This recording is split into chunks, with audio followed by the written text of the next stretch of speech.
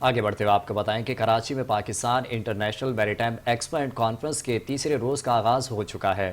5 news کے نمائندے راشد خان سے جانیں گے کہ ایکسپو سینٹر کے کیا مناظر ہیں۔ جی راشد خان، ہمارے ناظرین کو آگاہ کیجیے گا۔ جی، اس وقت ہم کراچی ایکسپو سینٹر کے باہر موجود ہیں اور پاکستان انٹرنیشنل میری ٹائم ایکسپو اینڈ کانفرنس جو ہے وہ شروع ہو چکا ہے۔ آج اس کا تیسرا اور آخری روز ہے۔ اس کانفرنس میں جو ہے 45 ممالک کے مندوبین شرکت کر رہے ہیں، جن کی تعداد سینکڑوں میں ہے۔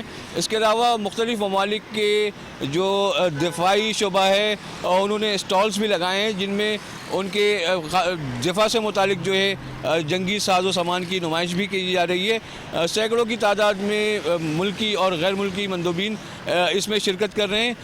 اس وقت جو ایکسپو سینٹر کے باہر کی جو صورتحال ہے وہ اس لحاظ سے خوش آئند ہے کہ دونوں جانب سے ٹریفک رواں دواں رکھا گیا ہے، اور یہ خاص حکمت عملی اپنائی ہے یہاں کی انتظامیہ نے کہ ٹریفک کو ڈسٹرب نہ کیا جائے، کیونکہ جس جگہ پر یہ ایکسپو سینٹر جو ہے وہ قائم ہے وہ کراچی کا ایک مرکزی جگہ ہے یہ کراچی کا، اور یہاں ٹریفک ڈسٹرب ہونے کا مطلب ہے کہ پورے کراچی شہر کی ٹریفک ڈسٹرب ہو جاتی ہے۔